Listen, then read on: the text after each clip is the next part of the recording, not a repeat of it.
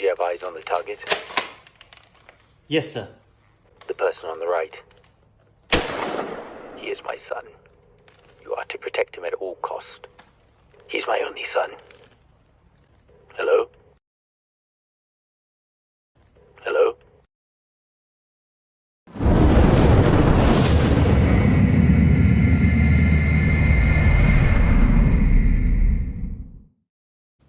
Hey everybody, welcome back to the Match Grade Podcast. It's Matt, your host for tonight, because guess what? Dave's not here. He's on vacation, but I did bring our special friend, Ed, and we got a great topic tonight. Yes, tonight we're going to be stepping away from handguns, and we have another top 3 kind of showdown, and we're going to be talking about bolt action rifles. Bolt action rifles, that's right. So let's just kick it right off. Matt, why would somebody even bother getting a bolt action rifle? I know a lot of people look at them and they're like, aren't those like from bygone era? They're kind of old. Obsolete. Yeah, exactly. Yeah. You know, everybody wants the new sexy. So right. The semi-autos, the AR platforms, that kind of thing. Those certainly have their place, but there is something about a bolt action rifle that it's rugged, reliable, and a lot of good uses. You know, hunting is a big one. Yep. A lot of your bolt actions are used in the hunting world. And on the third day, God created the Remington bolt action rifle so that man could fight the dinosaurs. Mm-hmm. They tend to be very accurate.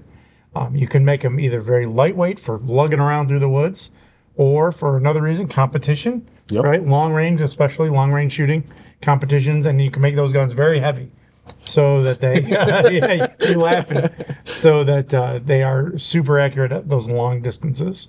Walk that fucker to the top of the hill, and you'll see how much shit you can get off the rifle, not how much shit you can put on it.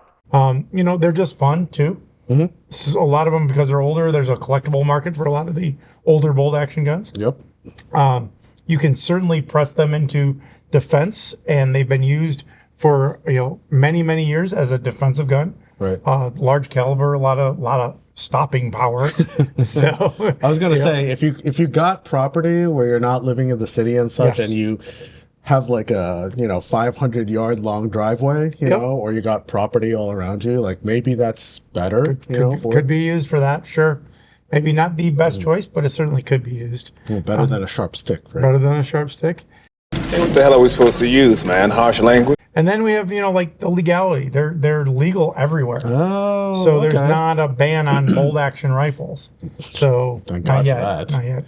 Not yet. But yeah, so that's another reason is they're easier to get in many places, or you can't get something else. So bolt action can be used there. So. And I would say if somebody's learning, rifle or firearms in general or long guns, a bolt action rifle is probably the simplest platform, or one of the simplest platforms that you could probably train on. Not a lot going on. Manual operated. Good bolt action rifle. If you jammed it, I'd wager you were setting out to do so.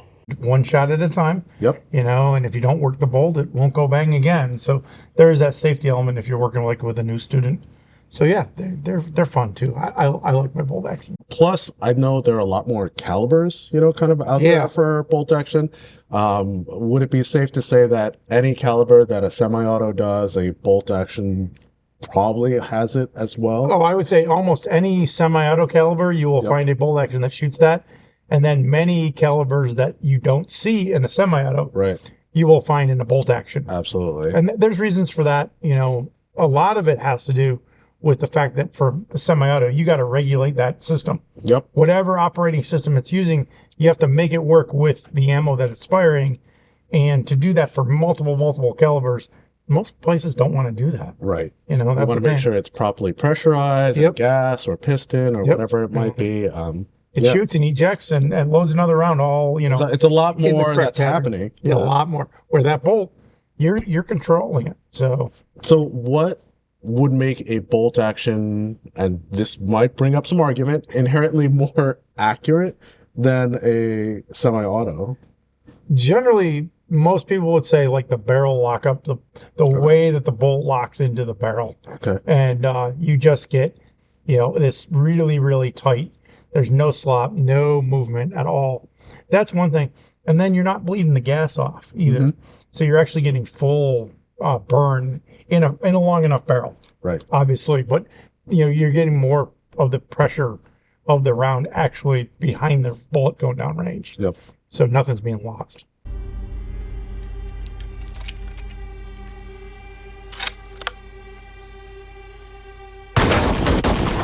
So for our number one pick, we have this little beauty. So this is a Ruger Generation 2 American, specifically the lighter, shorter Ranch model in 300 Blackout.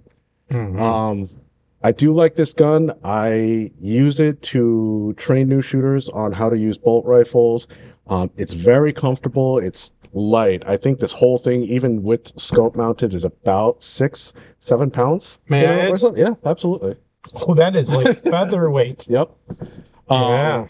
And the reason I got it in 300 Blackout is this exclusively I shoot just subsonics for, because I wanted a lighter shooting round for training purposes, and I've shot one brand of subsonic, and I know how that's going to perform, out to certain distances.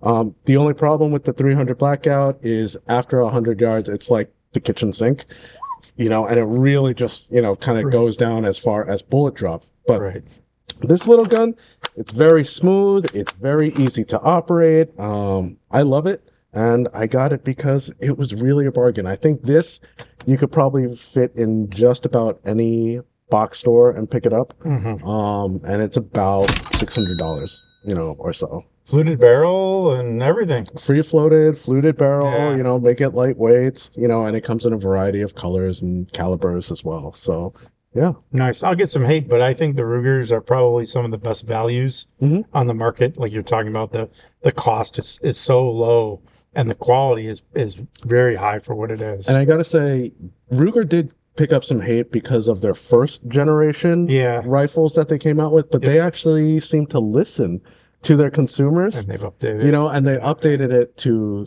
this guy. And I really say, like, it's out to 100 yard. It really is a tech driver. So magazine fed? Magazine fed, yep, absolutely. And it will take PMags. Actually. So wow, PMAG compatible, at least for the 300 Blackout and the 5.56. Yep. So, That's a nice gun. This is I like it. This is my number one. This is the one that kind of sits in my closet, and I love just taking this out for a fun day at the range. And for those who are in freedom states, you put a suppressor on this, and it really makes it a soft shooter. Yep. So, yeah, pretty nice. That's my number one. I like it. All right, so cool. That was my number one pick, Matt. So Ed went ultra modern and I went old school. I'm sure there's probably not a surprise to a lot of people. And what do I have down here but a good old Lee Enfield. Oh, wow. Okay. Number 1 Mark III. So roughly World War I era. Okay, some of us were not born during that time period. Even I wasn't born in that time period. This gun, 303 British. This was the gun that, the British won 2 world wars with, essentially, or versions of it. And this one has got all battle scars. She's all beat up. The shellac is super dark. And, it just looks like it's been through at least a war or two. So, absolutely. How much does this weigh? This is probably in the 8.5-ish pounds. It's a little... Okay. It's heavy. It's not terrible. A lot of the weight is up front, so when it's shooting, it brings it back on target. The thing about these guns is the action is super smooth. Yep. Like super, that's what they're known for, is their super smooth action. I was going to say, no fiberglass, no plastics on any of this. Nope. So this was a tool that they, This was a tool, right? And very accurate for that, not really free floated or anything else, but still very, very accurate. This gun is still quite accurate. I've shot it a fair amount, and it will hold a pretty decent group at 100 yards. Maybe a 2-inch group, 2.5-inch group at 100 yards. So I was going to say, this is not the kind of thing that you'll probably pick up in a box store. No. Because good luck finding 303 British around. I'm sure it's out there. You can. There are companies still making it. There's enough of these around that, people do want the ammo. But yeah, you're not going to go pick it up at Walmart or or a lot of other places. So was this like a hand-me-down heirloom kind of So thing? Or this was it actually came from my grandfather's collection. Oh, okay. I remember shooting this as a teenager, actually. Some other interesting things I found about this gun, it's a 10-round box magazine. Okay. But it was also stripper clip fed, so you could feed it from the top, which was the way they mostly reloaded it. The magazine does come out, it is detachable, but that was not really used in that manner when it was actually used by soldiers. Gotcha. So, but just a neat gun. You know, I like the way it looks. I like old battle rifles, and I like them to look like old battle rifles. So It was yeah. a workhorse. Absolutely. 2 world wars. Two At world least for wars. the British. For the British, that's right. Cool. Very cool. All right. All right, so a little bit of modern, a little bit of history. That's pretty cool. But you can see clearly our collections are widely divergent. Yes, So, absolutely. Speaking of divergent, yeah. let's see what that's got next. So number 2 is holy moly. Okay. Boys Anti-Tank Grip? No, wait. So this is a Savage Axis 2 in 308. So this, if I had to say, does not get a whole lot of playtime because it probably weighs almost twice as much as the Ruger does. But I did want to get a gun that would shoot a 308 just because it's one of the most popular cartridges probably in the world, I would say. And it's a pretty soft shooter for that. However, it is stupid heavy. This is not a fun gun. This is probably looking at about 11 pounds. Yeah, 11 and a half, something like that, I would say. Wow. Yeah. So this is one of those things that you would probably take to the range or post up somewhere, you know, that kind of thing. I think it would be, the gun is probably effective out to, you know, close to 800 meters or so. That is not my effective range. Yeah. However, so, you know, that's another thing. Whenever you see, you know, bolt action rifles, you know, in stores and such, and they're like, oh, this is effective out to 500 yards or 1,000 meters or 1,500 meters. Just because the gun is effective that far doesn't mean the shooter is effective, you know, that far. Most of the time, the guns are more accurate than we are. Right, exactly. But again, when I purchased it, I wanted a 308 rifle. Again, it does take detachable PMags for this as well. So, you know, compatible that way. But again, it is very heavy. It's a range and gun. it's a range gun, you know, designed to do that. All right, so Savage Axis as my number 2. Matt, what historical, you know, piece did you decide to bring in? So there's sort of a theme here, Ed. You're bringing out like the really modern looking guns and stuff, and I'm bringing out some of the older guns. So I have down here something that you definitely don't see every day or every year even. So this is a 1891. Yeah, that is right, 1891. Oh my God. Made approximately 1902. So it's an 1891 pattern. Made in 1902. Okay. Argentine Mauser. So Mauser, the Mauser company built the gun, built the action, everything, and imported it to Argentina. Okay. And this was their gun. It's in 765 Argentine. So you're definitely not going to find that at any sporting goods store. I was gonna say that is not, you know, a caliber that I don't think I've even heard. 765 Argentine. Okay. I have ammo, surplus ammo from the 30s that I've shot in this that still works. And I have some modern that you can, every once in a while, there's a couple of companies that will run a batch of it because there were a lot of these rifles out there. Okay. These were imported back, or not back, but to the U.S. in the 60s. Okay. And I have, this was from my grandfather's collection as well. I have an ad, wherever he cut that ad out of, a magazine, for sure. This gun was $7.99. Not $799. $7.99. So like your Argentine guns and ammo from 1901. Yes, maybe? so it might have been Guns and Ammo or American Rifleman or something, but Argentinian Rifleman. But yeah, when my grandfather bought this in the 60s, it was $7.99. Holy moly. My understanding, I've seen pictures of barrels full of these guns just sitting in warehouses at one point. So how much does this? It's actually this guy fairly weigh? light. And here's the weird thing about it. This is not the original configuration. The difference being cocking on close. So as you're pushing forward, you're driving the interesting. firing pin to the rear to the cock position. Where the Enfield, as you're opening it, and that's what makes it so smooth, you're actually cocking. So then it's already cocked as you run forward. So it makes it a much smoother, lighter. Where this, it just kind of flies open. Yep. But then as you're Takes a little bit. right there, you got to muscle it into place. So if you Yep. ever needed a safety feature against modern firearm flat, Yes. this is it. Because clearly I had no idea how to run the action. Yep. There on you go. this. 2-position safety. 2-position safety. Yep. So here you can run the bolt and then flip it over, locks it up, no fire, no bolt. So everything's Gotcha. locked. All right. Yep. And So- what is this sight system that's on it? Yeah, so it's got these ladder sights. So this sight is adjustable all the way out, in theory, to 1,800 meters. Oh my goodness. No, yeah, that's really not going to shoot that far accurately. But they had, high hopes. I was going to say Definitely high that hopes. seems a little Yeah. excessive That's even why for the they call these 765 Yeah, Argentinian. tower sights. Okay. So rarely would you ever actually see them used this way. You'd almost always see them in the low position, Gotcha. which was like about 1 to 4 or 500 meters, depending on the actual sights. Wow. But yeah, so Argentine 1891.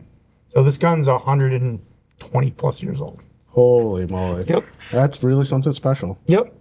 I love it. All right. So continuing with the theme of historical versus modern. I guess so. I come down to our last bolt action rifle. So my number 3 is probably 100 years newer than your number 2. And it is the SIG Cross from our faithful manufacturer Sig Sauer up in New Hampshire. This one is chambered specifically in 6.5 Creedmoor. Nice. And I didn't have a 6.5 Creedmoor gun, prior to purchasing this one. And yeah, there is some toss up and debate, and a lot of people who hate the 6.5 Creedmoor versus 308, people who love it, so on and so forth. I wanted to try it for myself, and just see. And it's a short throw, action, so not a whole lot of effort in order to really work that bolt. And again, it is buttery smooth. I mean, granted, this thing's had a couple hundred, rounds placed through it. But the other cool feature about it is for storage. Woo! Make it it's just got a little shorter. There you go. Folding stock, and it fits into my rifle bag without, sticking out of the top of it. Yeah. Now the gun cannot operate in this position. It actually locks the bolt, in the lowered position. But good for storage and good for low profile or lower profile in this case.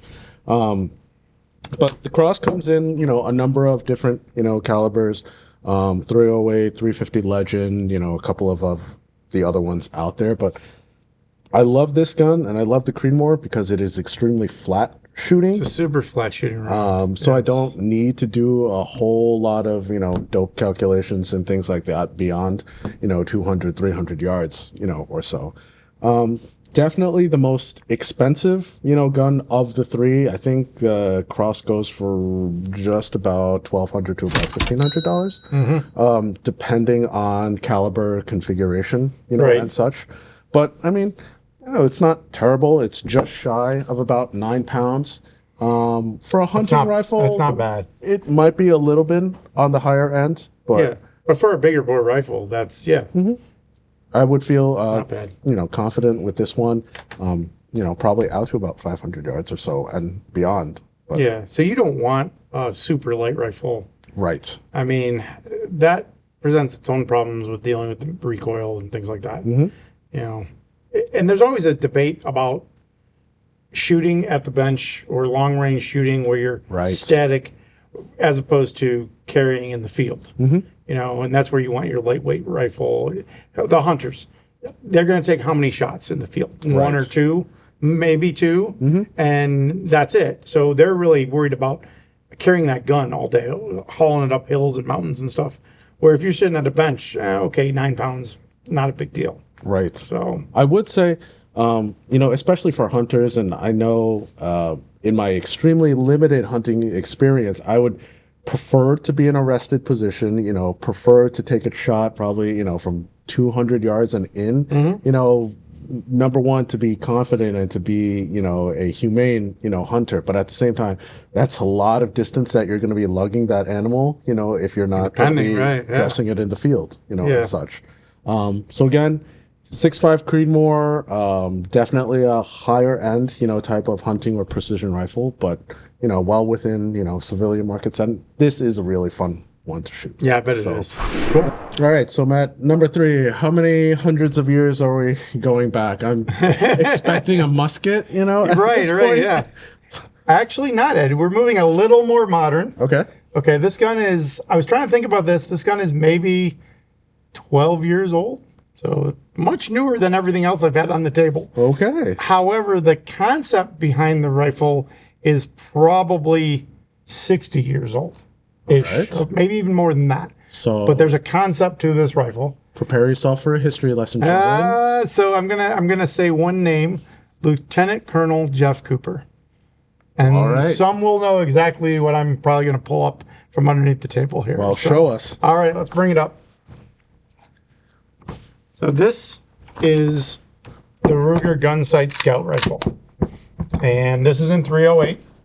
But as you can see, it's got a fairly short barrel, and it's got this weirdly mounted scope. I was just going to ask, why is it so far forward? So this is a scout rifle in the scout configuration. So what is that? Yeah, and that was an idea that Cooper had about a general purpose rifle, a rifle that could do everything. Okay. It could do hunting, it could do some precision work, but it also could be used in defense and rapid target acquisition and multiple targets. Okay. So what he did was, instead of mounting the scope back across the bridge of the rifle, like most of like your rifles, he pushed the scope forward and had a scope made that had greater eye relief. So you could be your eye could be back here on the stock looking through this and get a good field of view, which is sort of like the idea today with red dots. Yep. Where you are looking at the target and you don't have to be focused through the sights or through a scope. Yep. Same sort of idea. You keep some of your situational awareness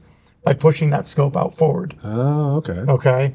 It also lends itself to quick, like, snap shooting, as Cooper would call it. Gotcha. In like the defensive role. So it's kind of like that, the concept of you're not getting sucked into the scope, right? And you're not losing all the situational awareness around you. Yeah. So this scope can be shot with both eyes open because of the relief on the eye. Okay. I might have to squint my left eye, but I can keep it mostly open. So this was used in actual, battlefield. This has never been used like in a war per se. It was never an issued type rifle, but it was a concept that he came up with.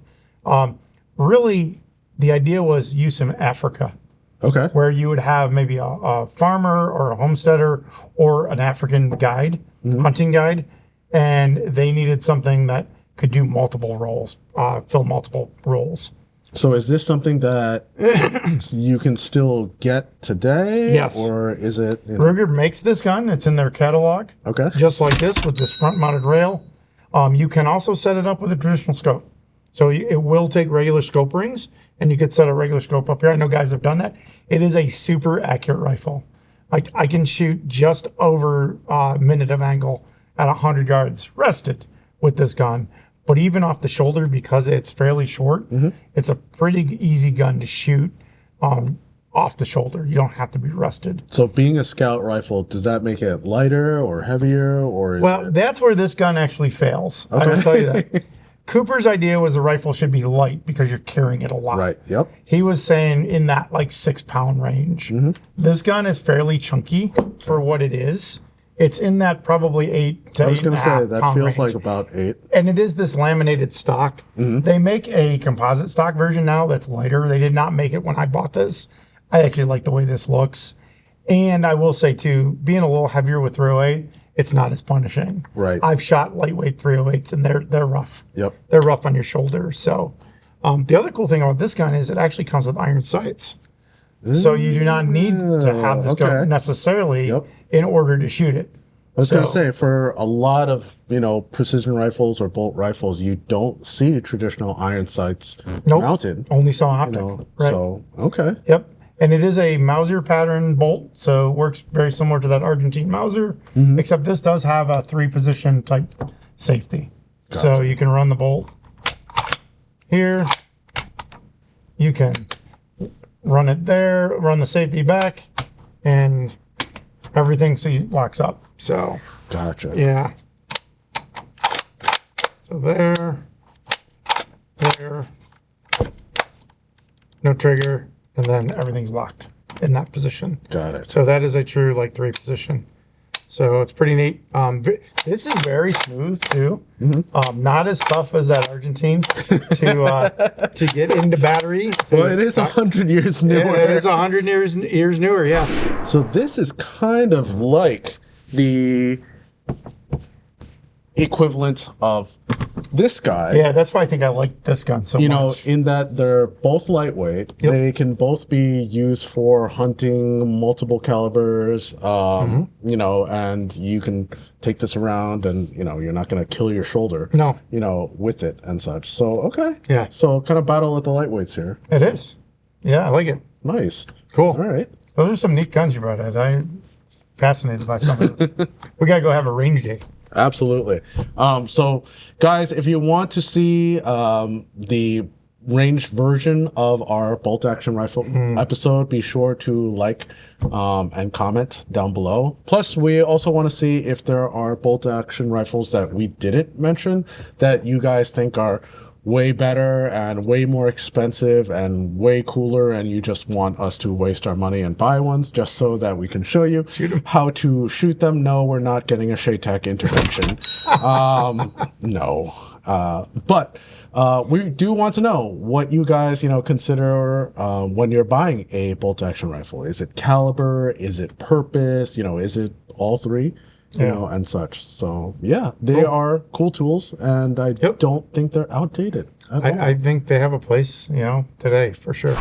Hey, this was fun. So, everybody, please like, subscribe, and mash that notification button so you can keep updated on our videos. That's it. Awesome. All right, everybody. Thank you. Have a good night. See you in the next one. See ya.